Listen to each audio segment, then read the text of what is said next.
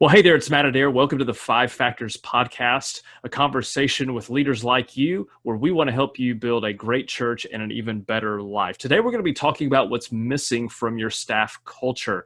And I brought on Bryan Miles to talk about that and to help you find out exactly what that is. Now, again, happy Memorial Day to you. I'm really excited about today's conversation with Bryan about your church's staff team, because what we're going to talk about is one shift that could transform the culture of your team. And when we talk about culture, we really are talking about the relationships that exist between a group of people, your church staff, where you are working together to reach a common goal. But one of the things that we can often undervalue is the importance of the way in which those relationships work. And so on this conversation, we're going to be talking about this one shift that Bryan talks about in his book, Virtual Culture, that's going to help you. We're also going to talk about how Bryan saved my life in a very real way. And we're going to talk about just the work that he has done with his company. Bryan's company, Belay, which offers bookkeeping and virtual assistant solutions for a lot of different companies, for-profit companies as well as churches.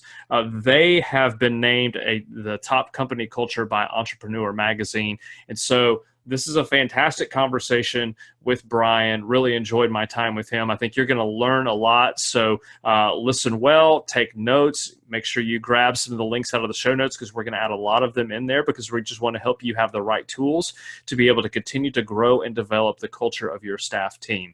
So without further ado, here's my conversation with Bryan Miles. I'm here with Bryan Miles. Thank you so much for doing this today. Thrilled to be here. Thank you for the opportunity.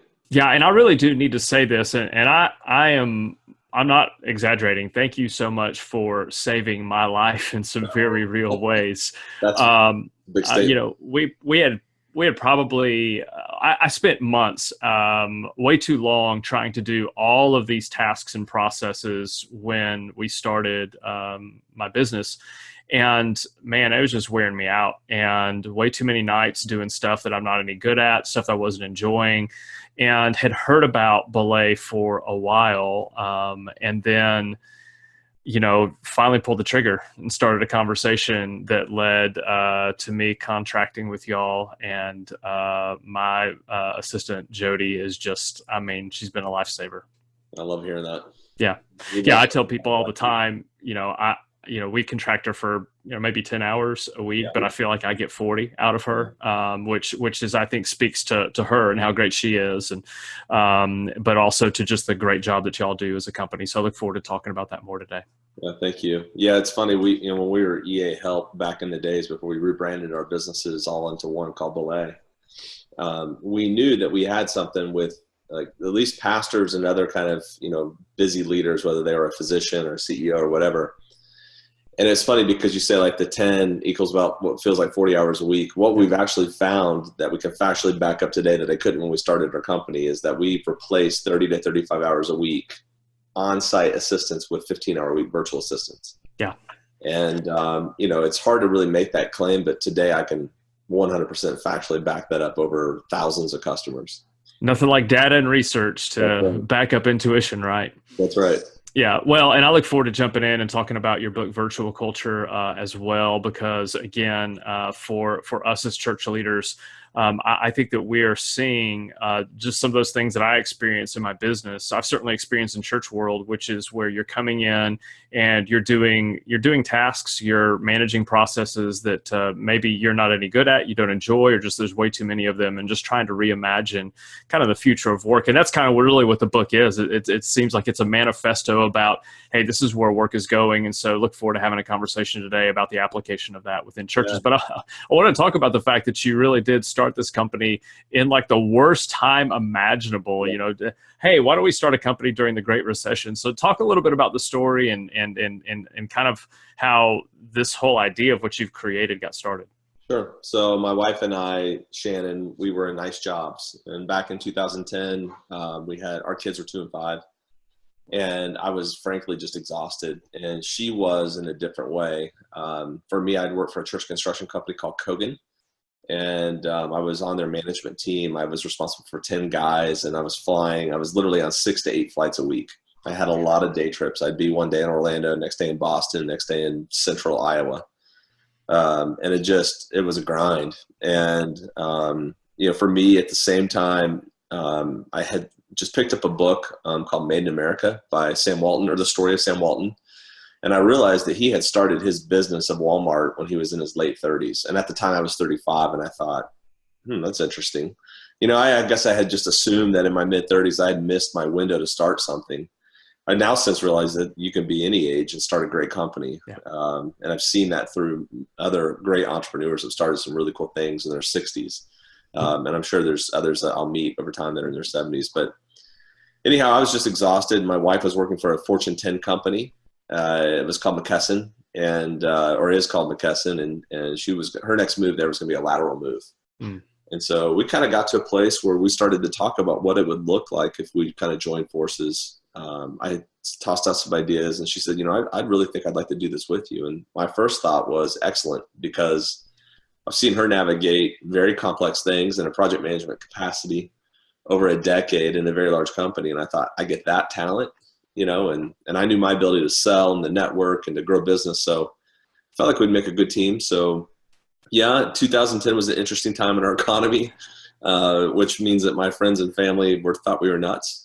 With the exception of one guy that really encouraged me, that's now a good close friend and advisor to our business. He was the one. I met with him in Seattle, and he encouraged me to go start this thing. And so we did our due diligence over the summer. We talked to other successful business people. And October 1st of 2010, we both walked into our employers and gave notice on the same day. Was that on a scale of difficulty of 1 to 10, when you all finally got to that point of making that decision and going, okay, so we're going to go have these conversations? What was that? Were there a lot of ups and downs leading to that, or was there just a sense of there's enough that we know about our story and about where God's brought us to, where you're like, no, we're ready, let's go do this? I didn't know that we were ready. I just knew that we were desperate. Okay. Something needed to change in terms of how we were operating at the family with growing small kids. And I've always valued my autonomy. That's why I was in sales, because I could always produce the result was expected, but it was on the way I needed to do it. And I saw Shannon's autonomy decreasing in a very large company. There's just a wide range of emotion during that season. We did a lot of due diligence. No, we didn't just cannonball in and hope for the best. We asked a ton of questions. We sat down with smart people and advisors and said, hey, if we did this, what would this look like? And it was part of the reason why we decided to take all of our $160,000 of our 401k money and use that as our startup capital. Yeah. We didn't want to be beholden to a bank. We didn't want to ask money from friends and family. We just wanted to do this. And so I'd say that the feeling during that time was excitement, nervousness, a trust in God, a really visceral trust that He was up to something big. And frankly, I knew enough about myself and my ability to go sell and articulate what I thought we were trying to do. And also I knew my trust in Shannon and her ability to execute, that when December 1st of 2010 rolled around and was our first day on the payroll, while we were scared, we were motivated, and it happened to be the perfect time to enter the market. Yeah. And so when y'all started the company, what did you actually start? And what was kind of the genesis of the idea that you're like, I think that this could be helpful to people?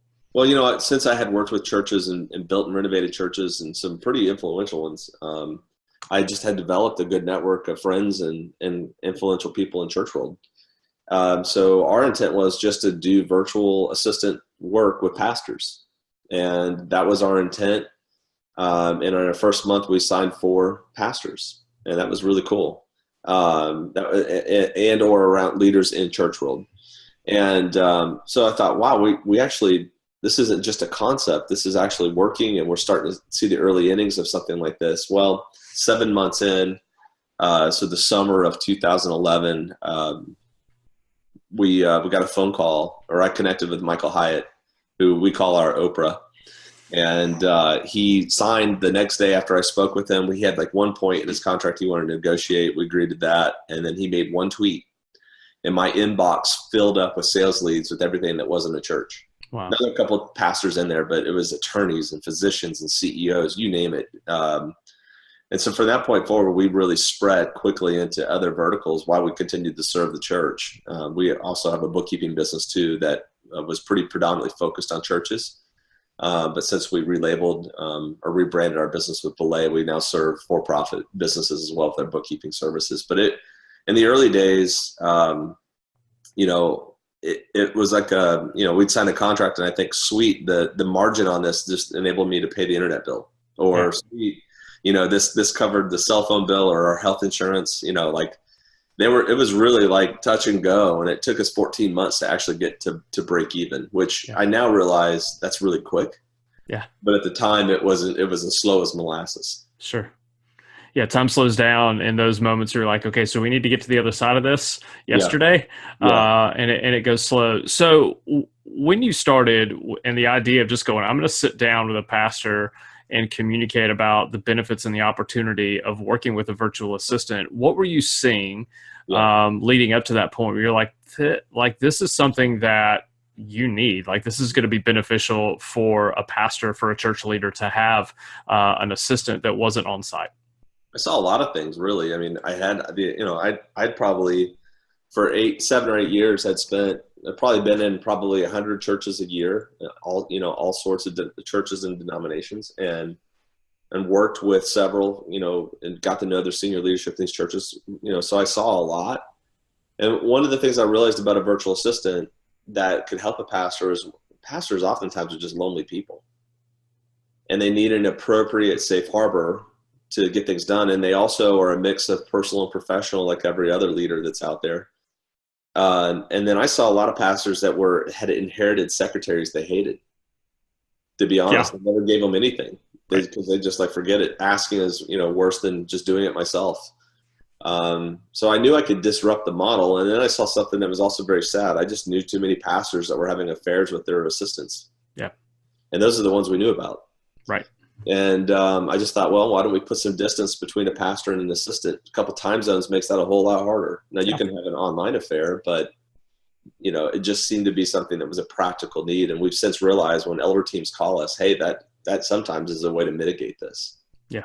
So I just saw a lot of need around church. I saw a lot of inefficiency in how churches administratively got stuff done. And I just knew that there could be a different way. And, fortunately for us, a year before we got started, Tim Ferriss wrote the 4-Hour Work Week, and he pointed to everything that was international. Yeah. And it was awesome because we were really one of the first on the scene from a domestic standpoint to show up and say, no, we've got really great virtual assistants here in the U.S. And then a lot of these pastors, we ease their mind that, hey, these could be people that could identify with your values. They're rock stars. They're highly educated. They're very qualified people that could serve you, and they've got great business or past experience. So that seemed to be like the early kind of play for us, was just to work with pastors. And I have a great, I just simply believe that Jesus said that he would use the local church to get things done. And so, as a business leader, while I may operate in other different industries, I do believe that working with a local church is incredibly important to our business. Right. One of the things that is true, I think, for probably any entrepreneur, but in any high-level leader, is that you feel like you're a little bit of a unicorn. You feel like your situation is unique. And I've heard it because, it's been a lot of fun for me to connect with other church leaders, to talk about how valuable my work with Belay has been and the relationship that we've had. But one of the most common questions I get is, okay, that's fine, but how do they know what I need? So talk a little bit about just the process that y'all have tried to create in terms of making sure that when somebody says, hey, I'm interested in this, I think could be helpful, that y'all try to get as close to the pin about making sure that there's a good connection. Yeah, well, one of the first things that we do is we make sure that the people that are qualifying us, as potential prospects or clients of ours, that we let them know we're qualifying them as well. Not everybody gets to be our customer, partially because there's just certain needs that we can't fulfill, or they're a personality type that we don't want to work with. I mean, there's several factors. There could be a budget issue. So we just qualify our customers as best we can. We look at what their actual needs are versus the nice to haves. We call it our mission criticals versus nice to haves. Yeah. And we just give them a really realistic sense of what this is going to take to be able to kind of deep dive into their current environment to make the change administratively to serve them. And it could be a mix of professional things, could be personal things, depending on the leader. It could be a pastor that, can't for the life of him figure out a way to create a date night with his spouse, or or maybe it's something where he needs somebody that needs to be a work alongside partner to get things done inside the church. Whatever that might be with leadership in the church or with its volunteer base or whatever. And other times, pastors, they're just, they need the control of their calendar. A lot of people, a lot of requests on their time, they need to carve out time, especially if they're a preaching pastor, or their inbox could be a hot mess and they need air traffic control over that thing. Often I've seen that too. A lot of pastors, their inbox is a lot like a CEO of a company in the sense that they really aren't the ones that need to do the work, but they need to be the one to route the work. Yeah. So they end up being a router. And so, we just kind of look at those needs. They're very specific. They're very custom to who they are. And we just set the best expectations we can to say, hey, this is going to take work on your part. It's not panacea day one. You're going to have to treat them like an employee, and just kind of set those expectations with them. Well, and I love even in the process, just kind of the third party, the relationship managers that really do help make sure that it isn't just a, hey, here you are. It's not just kind of matchmaking and leave you alone, right. But really, I think that process of making sure on both ends, like, for if you're a pastor and working with somebody in belay that, okay, so have you clearly articulated what your needs are? Which for a lot of us, we haven't had to do that. We don't have to do maybe as much hiring as somebody else does, as much onboarding as somebody in another industry does. But they basically help you do that and kind of take the guesswork out of that. Well, what do I need to communicate and how do I need to do that? And so I think it's a really, really helpful process in terms of getting it going. I appreciate you mentioned the account management piece. I think that's one of the reasons why we've seen success. From day one, we decided that we weren't going to hope for the best and just match a client with a virtual assistant or a bookkeeper or whatever, that we were going to put someone with intentionality that could be a trusted advisor to work with that client. And frankly, that layer of account management in our business is not cheap. To find great people that have account management and their relationship management in their background, they're very expensive people. But what we found, the reason why we've been able to serve clients long-term and why a lot of clients will come back to us is because they realize that we're really serious about the success of this virtual thing. We're not hoping for the best with it. Yeah.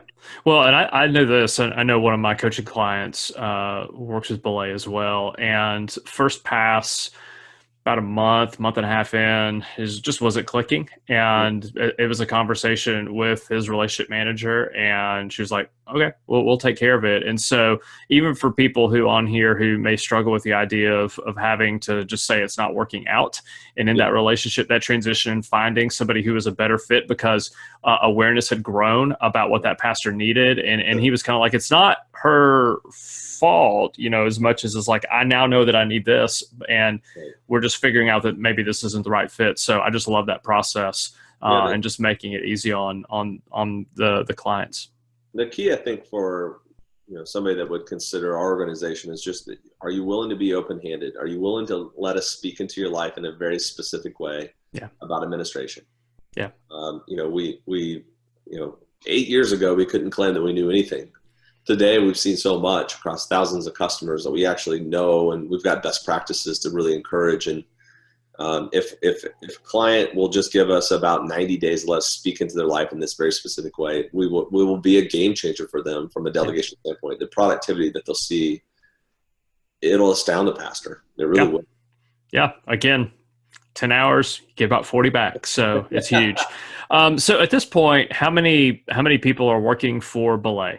Mm-hmm. We have a team. I just looked at this number the other day. We're at 635 people that are part of belay. Of that 635, there's about 60 of us on the corporate team that are based here in Metro Atlanta. We don't have an office. We all work from home. Yeah. Those are full-time W-2 type folks. And then the remainder are the people that actually provide the work to our clients, which are bookkeepers, virtual assistants, writers, and webmasters. Yeah. So when you write a book on virtual culture, this isn't theory. This is reality over several iterations. And so when I think of church staffs, one of the things that I think you wrote in the book, you just put out there is like, hey, here's the future of work in some very real ways. And both from a challenge standpoint in terms of here's what we're facing, some generational changes and assumptions about work, as well as opportunities and a way to create a different type of work. For church staff culture, what are some of the benefits of, hey, you can actually consider not having everybody in an office for every single waking hour that you're working, that you can begin to reimagine the way that you work? What are some of the benefits that you see for church staffs that start going, maybe we start getting a little bit more flexible about where people are doing their work from? Yeah. Well, one, I just think, because I've witnessed it myself and I've seen it in other organizations where I've coached them or they've told me, is that employee autonomy equals a loyal employee.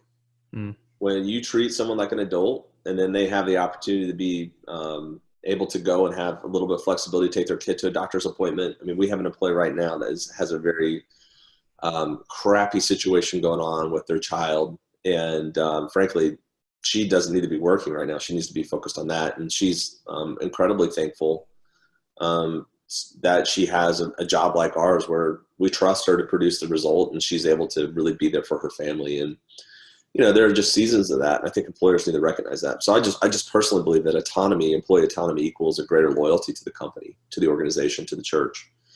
Another thing for me, I'm convinced of this as well. When you give people freedom or autonomy and they're loyal and their hearts are connected to what you're doing, that generally equals a more happy employee as well. And who wouldn't want happy employees? Yeah. But part of the reason why happiness matters, I think it creates a more productive workforce. I just see a lot. I mean, we get a lot of stuff done in our business. We're very productive. Our 60 folks on our corporate team, we get some stuff done. Yeah. And a lot of it's because they're happy. They're not wrapped around the axle on stuff that's meaningless. And we've worked really hard to kind of create a culture that, creates that. But I just think that working in a remote capacity, you think about it this way. And we have this happen when we have a new employee that joins our team and they've been working in an office environment. One of the first things that they have to go through is what I call corporate detox or corporate America detox. They don't have to be in a commute that they hate. Yeah. They don't have to sit in a crappy cubicle that they don't want to sit in. Right. They're not tied to a particular schedule. And so it creates just a happier person. And I think happier people equal happier employees, which creates, the productivity that's necessary. And then the other thing I would just say is that when you say, hey, I want you to produce a result for our business or our church, and I trust you as an adult to get this done, I think in church especially, what that does in someone's heart, I think there's significant kingdom impact. Yeah. I think because you're saying to them, I trust you with this result or results, and you have a responsibility in all this. Yeah. And I just think the kingdom impact goes north when that happens. So I mean, I've got a ton of other benefits, but I think when I think about church in particular and church staffs, and I'm on the board of a church that's based in Wyoming that's growing really quick. And I would just tell you that as they've offered this to certain ones, that watch the result is really fascinating. Yeah. It's really great. So practically, what does that look like for their staff team? How have they structured that in terms of, because that's a question that I get asked a lot when we start having these conversations, which is, okay, so, but what does that look like? Does everybody work from home all the time, et cetera, et cetera? Yeah, and the answer is no. I think that, we've been blessed to start a business from the ground up so we could create kind of the ground rules and what to expect. In some organizations where they're kind of touching on this, I think that there's a realization in the staff that not all employees get this opportunity. There might be a good, legitimate reason why you have to be there. Now, I'd argue that there's a lot of positions that don't need to be there. And sometimes the personality of the leader drives the behavior why we have to be in an office together. I mean, I've got good friends that mandate everybody has to come into an office. Yeah. It's because the leader wants to be in the office. They don't want to be lonely at home, so they say, everybody come to work. Right. But not everybody's like that, especially introverts. Do you see, because I know you mentioned like Marissa Mayer and so kind of her example, and kind of as it's almost an upside down approach to going like, this is really for the organization or for that individual leader. Are there categories, or what are the categories which are like, I mean, it's good. It's not a negative that you would want to do this or create this, but what are maybe a positive reason for somebody to go, yeah, I mean, we want to have some time, some significant time even for when we're together. That's really helpful. Well, even our virtual organization, our all remote organization, we still find time to get together face to face. Our departments will get together, marketing or sales will, client relations will get together, HR teams. I mean, every month we have a standing finance meeting in Alpharetta. So, I mean, we meet. It's just that we go home when we're done. And I just think that that's necessary. but just because you do have connections. But frankly, like we're doing right now with a web camera, I talk to my team, and when they say, "Hey, do you have 2 minutes?" We just talk like this, and it's as if I popped in their office, and that's because part of our culture here is that we just see each other. Now if I have to run somewhere and I have to be in the car, I'll just take the call. But my preference is to be able to see people, and so is our leadership, and so what the leaders do, so do the employees. But getting back to the thing with the church, I think that a church, a really easy way to kind of step into this is just to say, look, of the roles that we've defined that we think could be more remote, let's just give them 2 days a week to start and see how that goes. Let's build some systems around this. Let's set some expectations. Let's make sure the tools are there for them. And then let's let them be adults and see how it works and give it a trial for 90 days, and what you're going to find is that most people will take it very serious and they'll appreciate it, and they'll see great result come from it. And then you'll be able to use that other space that you had for an office for ministry. I'll never forget this. It just happened in February. I was with a pastor, a really well-known pastor, and I was being interviewed. And I said, if you think about it, Pastor, not everybody has to come into an office. And I said, in fact, let me just ask you a question. Let me put you on the spot. Where do you get most stuff done? And he looked at me and he said, I get most of my stuff done at home. And I go, well, why is that? He goes, because I'm not disrupted.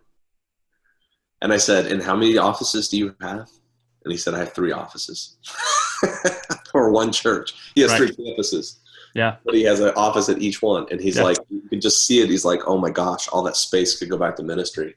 Yeah. And I just think that leaders who continue to kind of put their head in the sand about this, the tide's turning. Like the workforce globally is just mandating that we should be able to work anywhere. We should be more agile where we work. Yeah. So I think some of the expectations I can imagine in a church that's trying to move in this direction, this isn't church plant that's just getting it started. Like we're having to reconfigure some ways we're doing this. One is just clear outcomes in terms of what we expect, just simple things, hopefully things that are there already in terms of productivity and outcomes in our work. That's not always easy to gauge in a church space. Also probably externally to people in the church who wonders why, so-and-so's car isn't parked in the parking lot all the time and why they're out there. What other expectations would you encourage a team that's thinking about this to just go, hey, we need to have a conversation about this before we pull the trigger?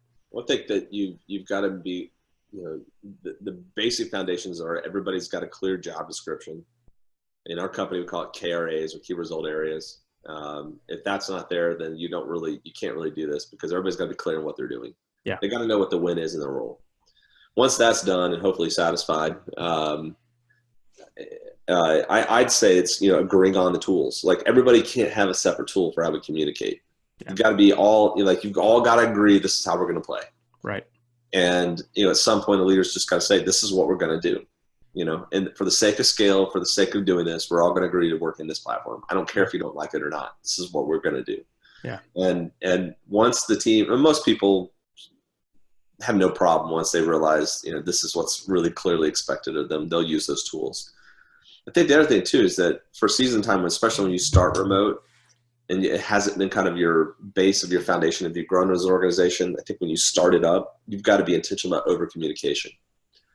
What I mean by that is this. Inside our organization, we call it breaking the threshold of communication. So for example, let's say that you and I are talking and I'm taking notes and, you're kind of like, well, this is what you need to do. What you need to do is take that to the nth level until I go, I got it. Yeah. And you have to do that in email communication and verbal communication, inside an application that might be working.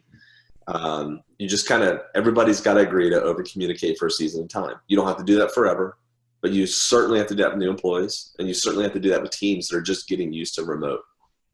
There's a gazillion tools we used in terms of like when we're on our leadership team meetings, or we'll do this thing called Fist of Five. And Fist of Five for us is just a way to visually see whether something's a really 5 and it's awesome, or 0, this thing sucks, or 1, or 4, I'm almost there. So when you've got a Brady bunch up on your Zoom call and there's 6 or 7, 10 of you or whatever, and you say, okay, guys, we're just going to get a pulse of where we are with this one thing, 1, 2, 3, and everybody puts a number up. You get a sense of where we are with that thing pretty quick. And It's just tools like that. You learn to be creative. And what you find is you can be equally as collaborative as long as people commit to that. The other thing too, I would tell churches if they're considering this is when you do calls, don't do conference calls, do web calls. Make sure that people can be seen, that their video is on and they're not on mute. When they're not on mute and when they can be seen, you will have their undivided attention. Right. If you can't see them and they're on mute, they're not listening. Promise you. Nope. The mute button is the devil. Rebuke it. Just do not allow it unless there's a dog barking incessantly or, something going on. Just do not allow the mute button. Right. Also means they may have to have that particular meeting not in the middle of the busy Starbucks, which we've all had those before. But no, I think those are very helpful. And one of the things I love about just even those recommendations is, even if you're in the middle of just an in-person collaborative effort on a church staff, some of those practices you just mentioned are things that should be happening in person in the first place. And so for some people we don't even have those that are in place, from a clear job description in terms of a way to be able to go, where are we in the middle of this, so that we actually are collaborating together, even some of those tools. And there are great resources out there. And we'll link up some of the ones that we both use. We both use Slack. We both use, we both use Zoom in terms of web calls and things like that and other things like that. So we'll help you get started. One other thing really quick. Yeah. We switched away we used a private Facebook page for a long time until Facebook created a thing called Workplace. Yeah. Workplace is the answer for corporate America. And so what we found is our employees were having to feel like they had to get on Facebook to get to our stuff. And some of them didn't want Facebook accounts. So we created Workplace, which is fantastic. So it kind of created a nice firewall between professional and personal. Right. They kind of pulled those two apart. And then they didn't feel like they had to go there on the weekend because we don't ask people to work on the weekends. Yeah. It just really was very helpful. So, and that's something that an organization, a church could use called Workplace. It's a Facebook application, but it's really made for organizations. Yeah, we'll link that up as well. And again, it's not about finding the perfect tool, y'all. It's about finding the one that works for you and for your team. Right. And so I know that for us with Slack, with our staff, I can't think of the last time we sent an email to each other, and so my inbox is just reduced significantly because of that. What are some of the misconceptions that people have about remote work when they go, this sounds great, but I just really don't know that we can do this? What are the things that y'all run into when you're having conversations with people who are interested but don't feel like they can pull the trigger? I think a lot of time, it's not a lot of times, it's becoming less, I should say, just because of the notoriety of maybe your organization and others that we know that are much bigger than ours that are all virtual. Is that there's this myth out there that you're not a legitimate organization or staff if you don't have an office. And frankly, it's crap. It's not true. We've just proven, we've won awards, we've proven that this is completely possible, that you can have a fantastic, thriving, vibrant organization that all work from home. And you can produce a great result for the kingdom or whatever your mission is for your organization. So I think that's kind of the first myth that it's out there that when I hear that, I'm like, that's ignorant. And some of it is you've got to have people that see this as a win. Yeah. I know that there are people out there who want to work in a physical space with one another, and so they might not be the best fit of that. And you may have to navigate that with your team if that's there. Yeah. Because I remember when I was working for Acts 29, and my entire team was in Dallas except for me. Yeah. And so we were having to navigate the reality of remote work because the idea originally was for us to move out there, and I was like, I don't want to. I want to stay here.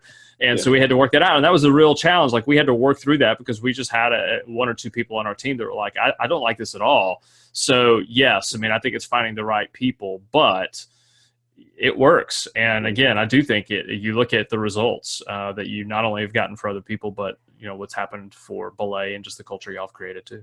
What else? I think another one is, my team can't collaborate or connect if they're not face-to-face. That's false. That's a myth that's been busted numerous times over, and not even by organizations like ours, even by like Fortune 100s where they've got a disparate team that's all over the globe.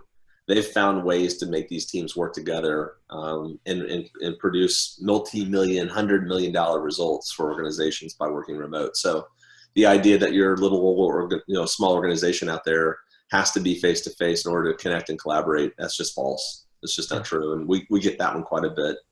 And frankly, the reason behind that, the real reason why they're saying is they just like to come into the office.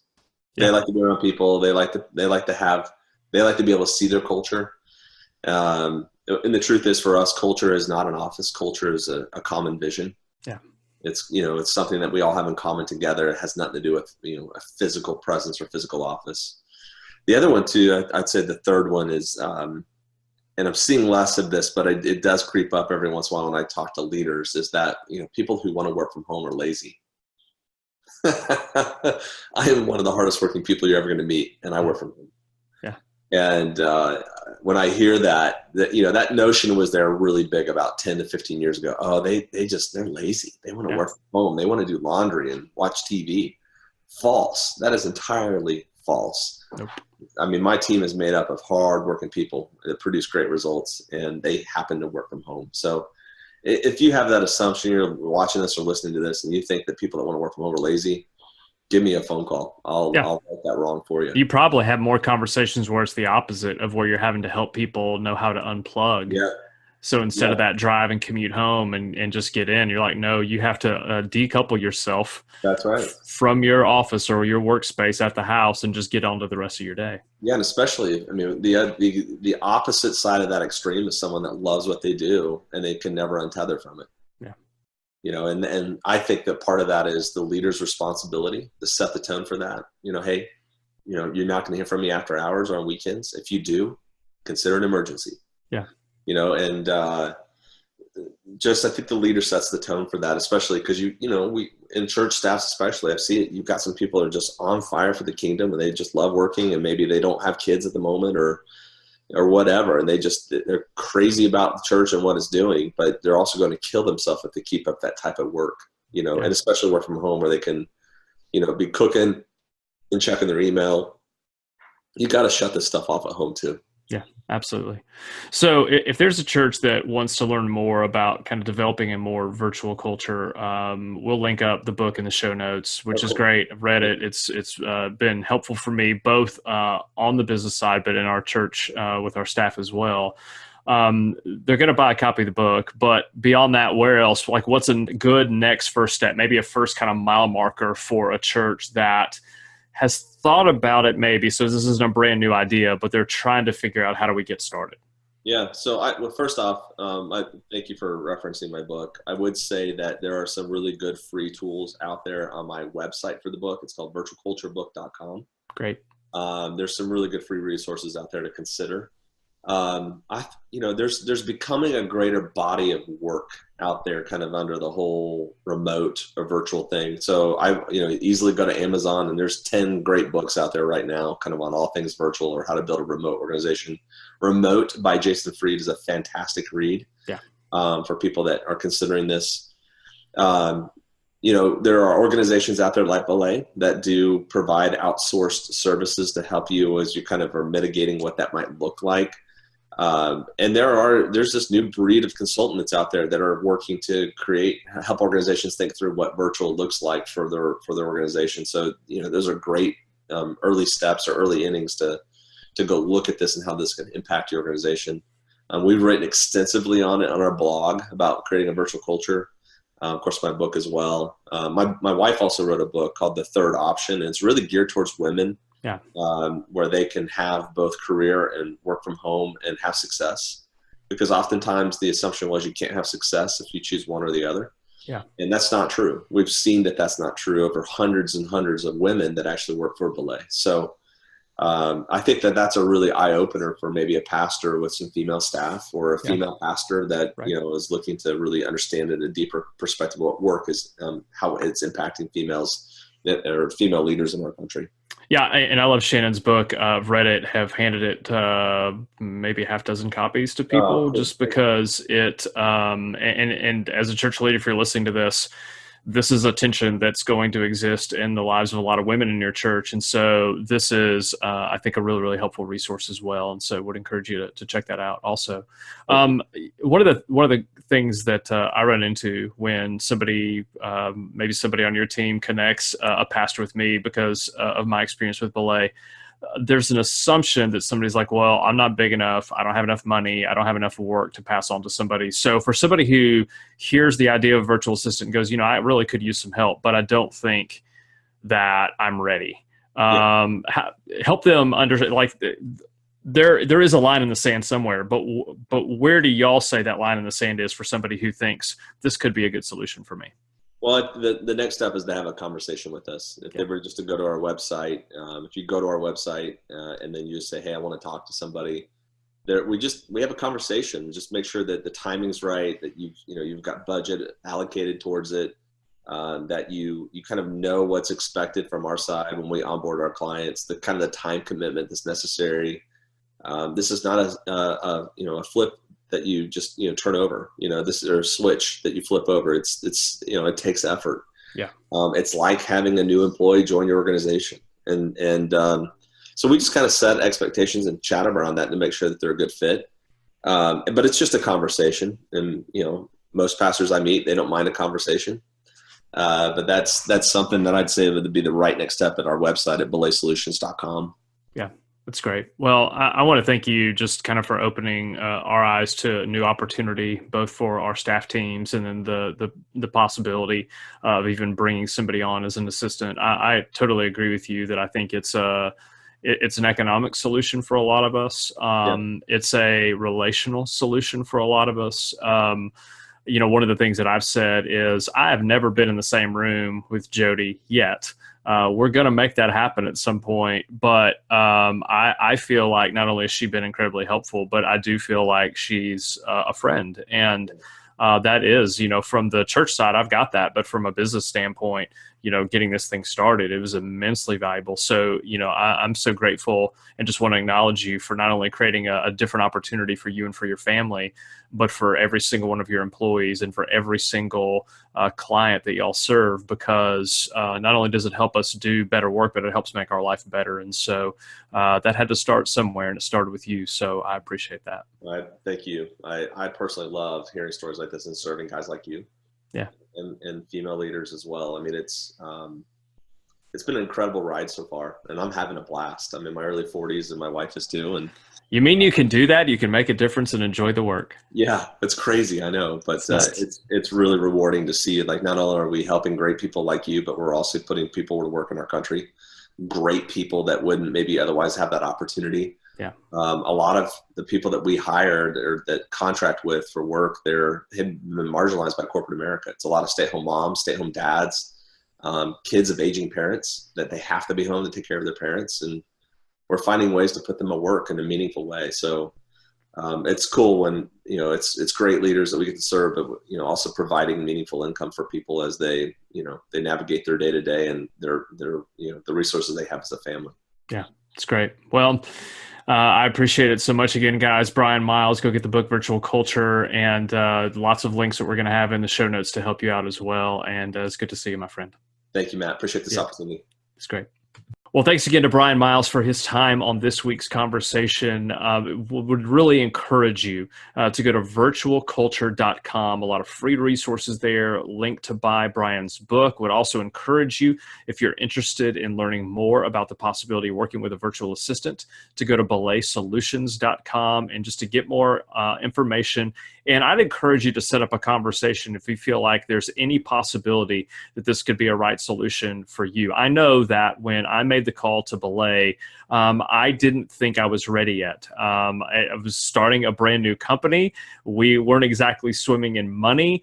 And I knew that I needed help, but I didn't know what kind of help that I needed. And I wasn't quite sure that Belay was the right solution for me. By the time that conversation was finished, I knew that this is going to be a great investment for my company and a great investment for me personally, and it absolutely has been. I tell people all the time that if there's anything good that you hear that comes from a podcast, if there's anything good of any of the resources that you connect with through our company, that is largely because of the work of Jody French. And so she is my assistant, and she has just been a fantastic asset to our company. Now, one of the things that I want to encourage you to do is just to not let this secret get by you, okay? The secret that we want to pass along in this conversation is this. The happiest team, the happiest staff team, is the team that is able to do meaningful work as well as have a flexible life. And again, I've seen that within my company. I see that increasingly in our church staff, that when you are able to provide meaningful work to people and you're also able to offer them some very real flexibility in the way in which they go about and do their work as part of a larger team, that you're going to end up with a lot of happy people, and happy people do good work, and happy people create a great culture. And that's going to pay off huge dividends for you personally and for your church, your ministry, your organization. All right. Now, next month, we're going to have an entire set of conversations all throughout the month of June talking about how to rebuild the way that you work. Today, we talked about how to do this kind of on a macro level for your entire team. But for the next month, we're really going to talk about you personally and helping you reimagine the way you do your work, the boundaries you put around your work, the focus that you have, the priorities that you have. So it's going to be a great conversation. Tal's going to be back with me, and we're going to just kind of dive in and help you reimagine and rebuild the way that you work as we get into the summer. So again, we're so grateful for the opportunity to serve you week in and week out. If you haven't subscribed to the podcast yet, just go to wherever it is that you listen to podcasts and subscribe, so that every Monday morning that this podcast will be here, a brand new episode, so we can just continue to have this conversation where Tal and I are able to come alongside, sometimes bring in some of our friends, some guests, and to help you build a great church and an even better life. So wherever you are, hope you're having a great day. God bless you, and we'll see you on the next episode of the Five Factors Podcast.